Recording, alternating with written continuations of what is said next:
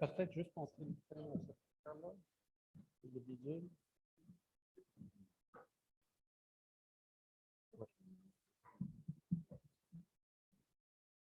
On peut-tu juste l'avancer un petit peu? Ou bien je vais reculer ça, tiens. Comme ça. Si jamais vous ne m'entendez pas, on pourra ajuster tout ça. Alors, bonjour, ça me fait plaisir d'être là ce matin. C'est vrai que quand même, j'ai une petite histoire avec l'Église Saint-Jérôme. Savez-vous, Mme Roland, ça fait cet été 50 ans qu'on se connaît. Hein? 50 ans. J'essaie de vous rejoindre, puis vous ne m'attendez pas. Bon, alors...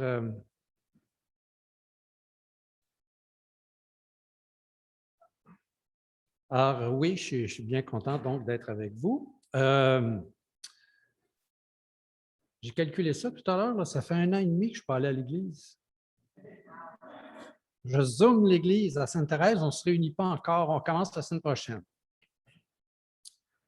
Mais, c'est ça. Puis quand je suis parti, donc on a une réunion par Zoom, puis je prêche quand même 1 fois par mois à Sainte-Thérèse. Mais c'est toujours sur Zoom. Le matin, j'ai dit à Francine, je ne me rappelle plus comment on prêche avec des notes. Hein? Quand on est habitué de faire ça sur Zoom. Alors, ce matin, j'aimerais vous parler de ce thème-là. Dieu est favorablement disposé à notre égard. Ou, si vous voulez le rendre un petit peu plus personnel, Dieu est favorablement disposé à mon égard. Regardez, je vais juste, excusez-moi, je suis pas en train de téléphoner à quelqu'un, là. Regardez, je vais faire ça comme ça. Pour vous respecter, je vais essayer de respecter le temps qu'on m'a donné. Donc, Dieu est favorablement disposé à notre égard. Je vais commencer par vous raconter une petite anecdote de mon éducation religieuse. Quand j'étais à l'école primaire, en 1e ou 2e année, pas bien plus loin que ça, en début de la journée, on commençait toujours la première section de l'avant-midi, la première partie de l'enseignement qui était donné, c'était la catéchèse. Je ne sais pas s'il y en a qui ont passé par ces... C'était comme ça aussi au Québec. Alors, on commençait par la catéchèse. Et il y a une institutrice, 1e ou 2e année, je ne peux pas préciser plus que ça, qui avait entrepris de nous parler de l'omniscience de Dieu. Vous savez ce que c'est l'omniscience de Dieu? Dieu sait tout, Dieu voit tout. Et elle avait utilisé une illustration que vous avez peut-être déjà vue. Vous avez déjà vu cette illustration-là? Le gros œil, non? On appelle ça l'œil de la providence. Allez sur Internet, là, puis vous allez voir, c'est ça qu'il y a sur le dollar américain, là, $1 américain, oui. Je pense que c'est $1. Alors, ça parle du fait que Dieu voit tout, Dieu sait tout. Puis là, elle nous avait expliqué que les triangles, c'était les 3 personnes, les 3 coins du triangle. Les 3 points du triangle, c'est les 3 personnes de la Trinité. Et puis, l'œil au milieu, c'est parce que Dieu voit tout. Même les choses les plus cachées. Vous savez, les enfants, vous avez-elle dit?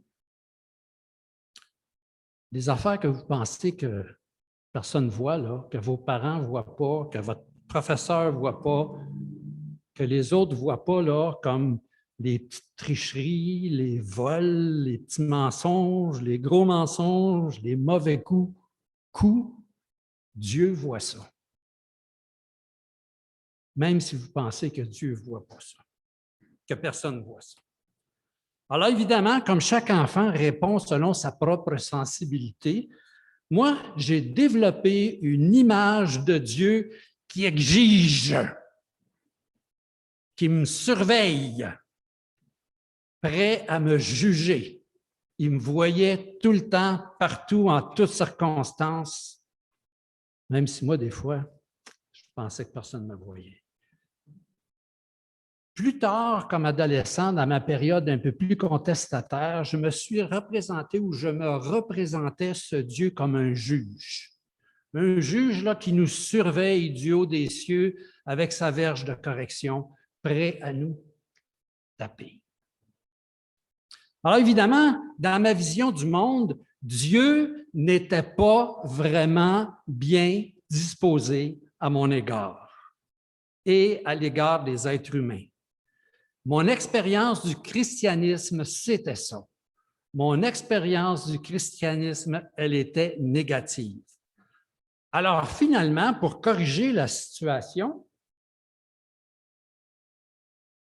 j'ai fait comme plusieurs Québécois et Québécoises dans les années 60 et 70, j'ai rejeté le christianisme. C'est comme l'histoire qui dit « Si travailler t'empêche d'aller jouer au golf, arrête de travailler. » Alors, si Dieu n'est pas disposé envers toi, si Dieu n'est pas bien disposé envers toi, c'est ça que j'ai fait, comme la plupart des Québécois qui ont eu une mauvaise expérience du christianisme et qui ont abandonné la religion. C'est plusieurs années plus tard, 50, 51 ans, que je suis revenu au christianisme, que je suis revenu à Jésus-Christ en lisant le Nouveau Testament sur l'invitation d'amis qui s'étaient convertis à Jésus-Christ. Et je suis revenu au christianisme et j'ai trouvé une nouvelle perspective sur Dieu et sur ce que Jésus avait fait pour nous. Alors pour moi, la prise de conscience que Dieu est favorablement disposé à notre égard a été une transformation importante, et je dirais une compréhension de Dieu qui était transformatrice. Cette prise de conscience ne s'est pas faite en une seule étape. Oui, évidemment, un jour, j'ai compris qui était Jésus-Christ, ce qu'il avait fait pour moi, puis je me suis converti à Jésus-Christ, j'ai accepté Jésus-Christ. Mais cette compréhension que Dieu est favorablement disposé à mon égard a continué à progresser dans mon esprit. Et j'ai commencé tranquillement à comprendre des conséquences pour moi, des implications pour moi. Et j'ai réalisé graduellement, donc pris conscience graduellement de cette réalité-là depuis toutes ces années. Alors aujourd'hui, pour explorer ce postulat, cette réalité que Dieu est favorablement disposé à notre égard, nous allons prendre comme point de départ un énoncé de Jésus que Jésus a fait juste avant d'introduire un enseignement sur la prière. Et cet énoncé, on le retrouve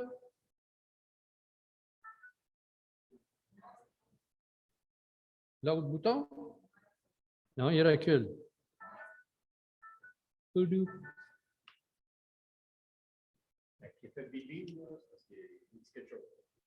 Bon, on va quand même. Bon, ça me donne l'occasion de faire la joke que je fais à chaque fois qu'on a des problèmes comme ça. Si Jésus et les apôtres avaient eu un ordinateur, nous aurions perdu le Nouveau Testament. Quelqu'un aurait pesé sur la mauvaise touche, ça aurait fait « doudou », comme on vient d'entendre. Et là, imaginez-vous qu'un des apôtres dit, un des auteurs du Nouveau Testament dit « J'ai effacé l'Évangile de Luc, c'était la seule copie, je n'avais pas de backup. » Bon, tu veux-tu?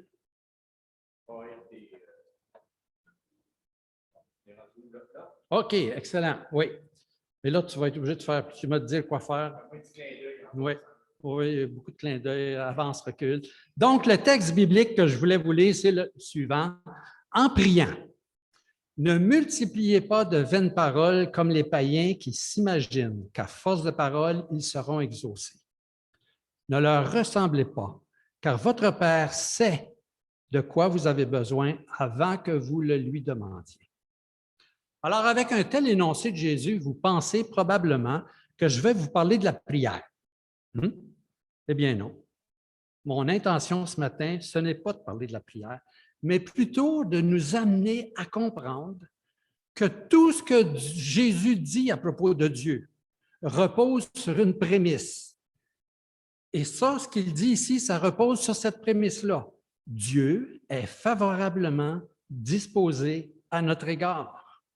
Ce n'est pas le juge qui nous surveille du haut du ciel pour nous taper dessus aussitôt qu'on fait quelque chose de méchant. Non, Dieu est favorablement bien disposé. Et ça, là, c'est la base de ce que Jésus est en train de dire. Si Jésus n'avait pas cru ça, su ça, il n'aurait pas dit ça, il n'aurait pas pu dire ça. Alors, par conséquent, cette réalité-là, que Dieu est bien disposé à notre égard, ça doit influencer l'ensemble de notre vie. Ça doit avoir un impact sur l'ensemble de notre vie. Comment est-ce que je vais vivre si Dieu est bien disposé à mon égard? Alors, voici comment on va procéder ce matin. En premier lieu, je vais faire quelques observations sur l'énoncé de Jésus qu'on a devant nous. Puis ensuite, à la fin, on va regarder certains mots. Qu'est-ce que ça veut dire? Et puis, à la fin, on va déduire l'idée que Jésus se faisait de Dieu pour faire un tel énoncé. Ça va? En 2 temps. Le premier temps va être plus long que le deuxième, mais pour bien comprendre ce que Jésus pensait de dire. Alors donc, en section ou en groupe de mots, ce qu'on appelle là, les spécialistes de la linguistique des syntagmes, ça c'est des groupes de mots. Hein? Quand on a un énoncé ou une phrase, il y a des groupes de mots qui ont un sens. Bien, ce texte-là, il est comme ça. Et là, on va y aller à la prochaine. Voici le premier groupe de mots. En priant. Le deuxième, ne multipliez pas les vaines paroles. Comme les païens. Voyez-vous, 3 groupes de mots différents. En priant, ne multipliez pas les vaines paroles comme les païens, qui s'imaginent qu'à force de paroles, ils seront exaucés. Ne leur ressemblez pas, car votre Père sait de quoi vous avez besoin, avant que vous le lui demandiez. Voyez-vous comment ce texte-là, il est divisé en groupes de mots que Jésus a mis ensemble pour communiquer quelque chose à propos de Dieu. Alors, on va regarder certains de ces termes-là. D'abord, le premier terme, tu as juste à cliquer sur un piton, ça devrait fonctionner. Ne multipliez pas de vaines paroles. En fait, le mot que Jésus a employé, là, il y avait 1, 2, 3, 4, 5. On a 5 mots en français. En fait, le mot que Matthieu a utilisé pour résumer ce que Jésus a dit, c'est un mot. C'est un mot qui veut dire parler sans réfléchir. En fait, ce que Jésus dit, ne parlez pas sans réfléchir. Ça pourrait dire ça. Ou ce mot-là, ce qu'il veut dire, c'est parler en n'en plus finir en répétant les mêmes choses. Vous savez, il y a des gens qui, des fois on dit ils radotent, ils répètent toujours les mêmes choses. Là. Ils répètent. En français, à part radote, on dit ça, je pense, au Québec. Là. Mais en français, il y a un mot pour ça, c'est rabâcher. Rabâcher, et là, tu peux le faire. Rabâcher, ça veut dire revenir sans cesse et sans cesse sur la même chose, sur ce que l'on dit, sur ce que l'on a dit, et répéter les choses qu'on a dites, et répéter ce qu'on vient de dire, et le dire ce qu'on vient de dire d'une autre façon pour le dire encore. Comprenez-vous? C'est ça, rabâcher. Et là, on dit aux gens, arrête de rabâcher. Jésus, il dit, en priant, ne rabâchez pas. Donc, premier terme à comprendre, c'est que Jésus nous invite à ne pas répéter ces paroles vaines, à ne pas rabâcher et répéter toujours. Prochain mot, qui s'imagine. On aurait pu, en fait, utiliser plusieurs termes en français parce que c'est un terme qui est assez général, qui est utilisé ici. On aurait pu traduire ça par croire, qui croit qu'à force de parole, ou qui pense, qui imagine, qui présuppose, qui présume, qui postule, etc. Personnellement, je pense que le mot « croire » serait plus approprié ici. Et je vais vous expliquer pourquoi. Ce mot-là, il est plus proche de ce que signifiait Jésus. On va voir la différence entre imaginer et croire. En fait, le meilleur mot, ça serait postuler. Mais quand j'utilise ce mot-là, les gens ils disent « Qu'est-ce que ça veut dire, postuler? » Puis là, ils écoutent pendant 20 minutes ce que je dis, mais ils essaient de comprendre postuler. Fait que croire, tout le monde comprend ça, mais je vais vous expliquer dans quel sens on utilise croire, parce qu'encore là, croire. J'avais un ami un jour, il travaillait à GM, puis il était chrétien, puis quelqu'un lui avait demandé « Es-tu sûr que Jésus t'a sauvé? » « Je le crois. » « Oh, ben si tu fais juste le croire. » Hein? Je crois que oui. Hein? Ça veut dire que je ne suis pas trop sûr. Mais ce n'est pas ça le premier sens du mot croire, je vais vous le dire tout à l'heure. Bon, alors imaginer. Ça, c'est le premier sens. Le mot imaginer. Qu'est-ce que c'est imaginer? C'est se représenter dans son esprit. On se représente quelque chose dans notre esprit. C'est de créer dans notre pensée, dans notre tête, quelque chose qui n'est pas présent. Par exemple, si je te imagine-toi que tu es en vacances sur le bord de la plage. On crée dans notre esprit quelque chose. Il y en a qui sont rendus en Gaspésie, d'autres à Sept-Îles, d'autres sont rendus au Mexique, d'autres sont sur le bord de la rivière Nord. Mais on est encore sur la rue Saint-Georges. Mais on est capable d'imaginer ça, de créer dans notre esprit. La difficulté en traduisant ça par imaginer, c'est qu'imaginer, ça ne demande pas d'engagement. Je peux m'imaginer que je suis au Mexique. Je peux m'imaginer que je suis sur le bord du fleuve Saint-Laurent. Ça ne demande aucun engagement. Bien, tant que je n'en parle pas à ma femme. Le jour où j'en parle à ma femme, là, ça demande un engagement. Mais voyez-vous, imaginer, ça ne demande pas d'engagement. Je peux imaginer ce que je veux. Et ce n'est pas ce que Jésus parle ici, là. Il n'est pas en train de dire, imaginez-vous que... Tandis que le mot croire, lui, il y a quelque chose d'engageant. Le sens premier de croire, du mot croire, c'est tenir quelque chose pour vrai. C'est ça que ça veut dire croire. C'est tenir quelque chose pour véritable en lui accordant une adhésion morale ou intellectuelle. C'est-à-dire croire, ce que ça veut dire, c'est que je tiens que ça c'est vrai, puis je m'engage intellectuellement et moralement à toutes les conséquences de ça. C'est ça que ça veut dire croire. Alors, je vous donne un autre exemple qui illustre la différence entre imaginer et croire. Je peux, et vous pouvez aussi, imaginer un éléphant rose. Hein? C'est pas dur à imaginer? Un éléphant rose. C'est très beau en passant. Mais si vous demandez si je crois que ça existe, je vais vous dire non. Et je n'engagerai pas une scène sur l'existence des éléphants roses et certainement pas ma vie sur l'existence des éléphants roses. Alors, voyez-vous, il y a certaines choses que l'on croit qui sont fondamentales. Et ces choses-là servent de fondement à notre vision du monde, à notre manière de penser. Par exemple, je crois que Dieu existe. Je ne peux pas vous en faire la démonstration scientifique dans un laboratoire, mais je le sais par la foi. Je le crois et je suis engagé là-dessus. Ma vie est bâtie là-dessus. C'est ça que ça veut dire croire. C'est pour ça que je vous dis que le mot croire est meilleur que le mot imaginer ici. Quoique les traducteurs ont le choix de choisir. Donc, croire, c'est baser, c'est adhérer à quelque chose, c'est baser notre vie et nos actions là-dessus. Et c'est ça que Jésus parle. C'est ça dont Jésus parle ici, là. Il y a des gens qui croyaient certaines choses quand ils priaient. Ils basaient leur vie là-dessus. Donc, dans notre texte, la traduction « croire » convient mieux qu'imaginer pour traduire l'idée que Jésus avait parce que les personnes dont Jésus parlait ne faisaient pas seulement s'imaginer qu'il fallait beaucoup de paroles pour convaincre Dieu de les écouter, mais ces personnes-là agissaient de cette façon-là.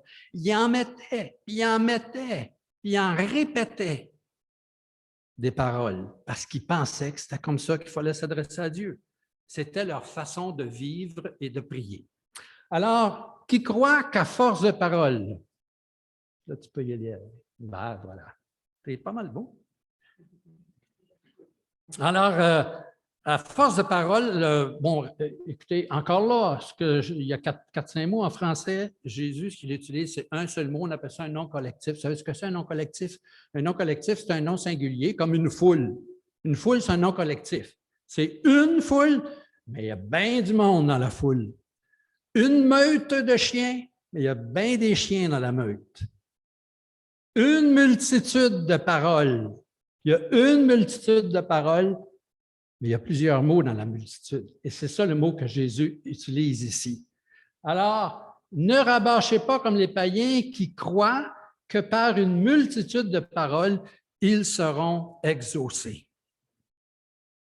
Pourquoi pensez-vous que les gens croient qu'une multitude de paroles va faire en sorte que Dieu va les exaucer? Pourquoi est-ce que les gens croient ce genre de choses-là? En fait, c'est assez commun, c'est souvent une caractéristique des êtres humains, c'est l'idée de la performance, des œuvres. En faire beaucoup pour attirer l'attention des dieux, attirer l'attention des divinités, pour que si on en fait beaucoup, on va plaire aux divinités, de manière à ce qu'elles récompensent notre démarche par une réponse favorable. Maintenant, quand je dis aux divinités, là, je ne veux pas dire que Jésus croyait qu'il y avait des païens. Okay? Ces gens-là croyaient ça. Mais une autre fois, je parlais des chrétiens évangéliques. Comment est-ce qu'on deal avec ça? Vous allez voir. Le problème avec ça, quand on pense qu'il faut dire beaucoup de paroles pour que Dieu nous écoute et qu'il réponde, la question qui se pose, c'est jusqu'où il faut performer? Jusqu'où est la limite? C'est-à-dire combien de paroles il faut que je dise? 10? 100? 1000? 10 000? Il n'y a personne qui me l'a dit.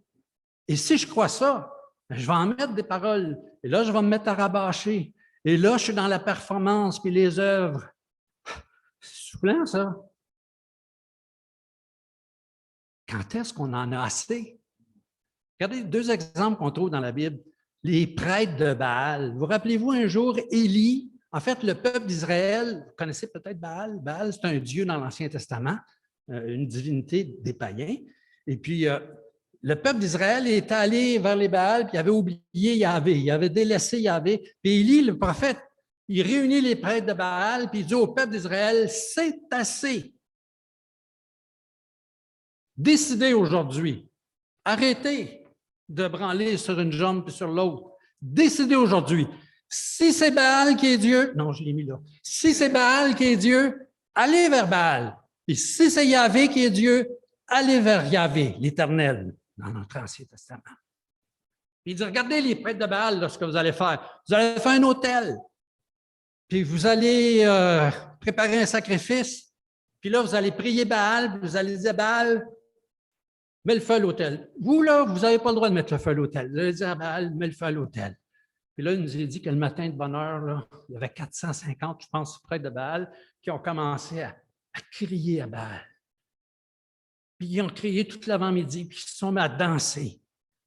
Puis à midi, il nous a dit, dans 1 Roi, chapitre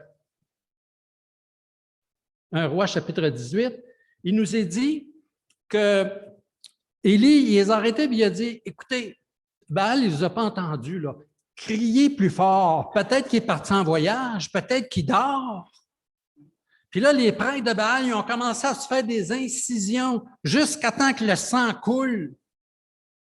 Parce qu'ils voulaient se faire entendre par Baal. Quand est-ce qu'on arrête? C'est où qu'on arrête? Pour convaincre la divinité de nous écouter.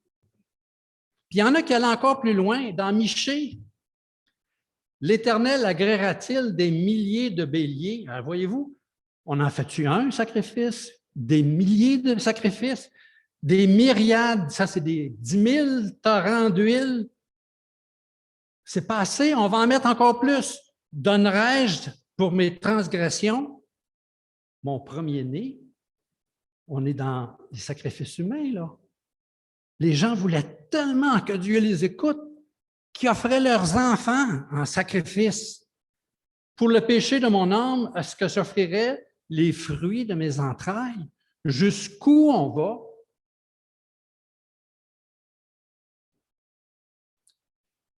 De tout temps, les religions ont inventé des rites, des rituels, des liturgies pour convaincre les divinités de prêter attention à ceux qui les invoquaient. On invente toutes sortes de façons pour convaincre le ciel de nous écouter. On va revenir au texte enceinte. En avant.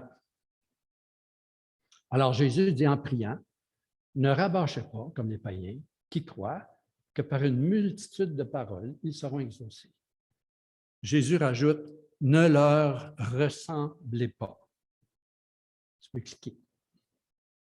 Voilà. Ne leur ressemblez pas.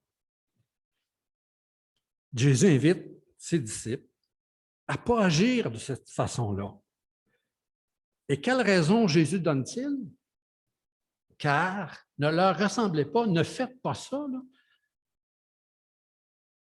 En fait, Jésus n'est pas en train de les chicaner, là, hein? Comprenez-moi bien. Il n'est pas en train de dire « Ne leur ressemblez pas! » Non, Jésus il est en train de dire hey, « Ne leur ressemblez pas. Vous avez un Père. » Vous savez que Jésus, tous les spécialistes du Nouveau Testament s'entendent pour dire qu'une des nouveautés que Jésus a introduites, c'était la notion de Père. Même si dans l'Ancien Testament, des fois, le mot Père est utilisé pour Dieu, jamais comme Jésus l'a utilisé.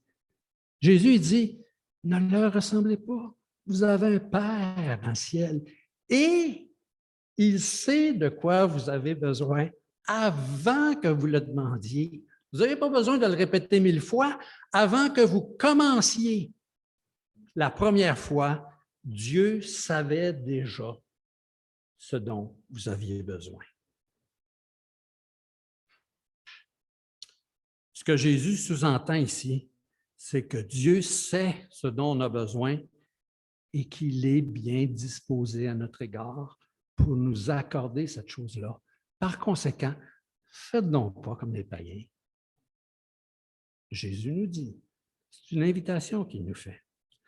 Alors, ça nous conduit donc à notre conclusion. L'enseignement de Jésus repose sur le fait que Dieu sait ce dont on a besoin avant même qu'on le lui demande. Par conséquent, nous dit Jésus, il ne sert à rien de multiplier les paroles qui deviennent vaines par répétition. Écoutez, quand même que je répéterai, puis je répéterai, puis je répéterai. Dieu le sait. Ah, vous allez me dire, oui, mais l'apôtre Paul n'a pas dit qu'il fallait prier sans cesse. Oh oui, oui. Puis, même si vous avez prié pour quelque chose hier, vous avez quelque chose à cœur, vous pouvez le dire au Seigneur. Mais on ne le dit pas avec la même attitude quand on sait que Dieu est bien disposé à notre égard. On le dit par préoccupation de partager avec le Seigneur quelque chose qu'on a vraiment sur le cœur. Et non pas pour essayer de gagner sa faveur, pour qu'enfin il nous réponde. Non, Dieu est bien disposé à mon égard. J'ai dit précédemment que de tous les temps, les religions ont inventé des rites, des rituels, des liturgies pour convaincre le ciel, les divinités, de prêter attention à ceux qui les invoquaient. Pourquoi? Parce qu'il y a toujours cette appréhension dans le cœur de l'être humain. Vous savez ce que c'est qu'une appréhension? C'est une petite crainte, là. Qu'est-ce qui va arriver? Il y a toujours cette appréhension dans le cœur des êtres humains que les divinités ne sont probablement pas bien disposées envers nous. Jésus dit non.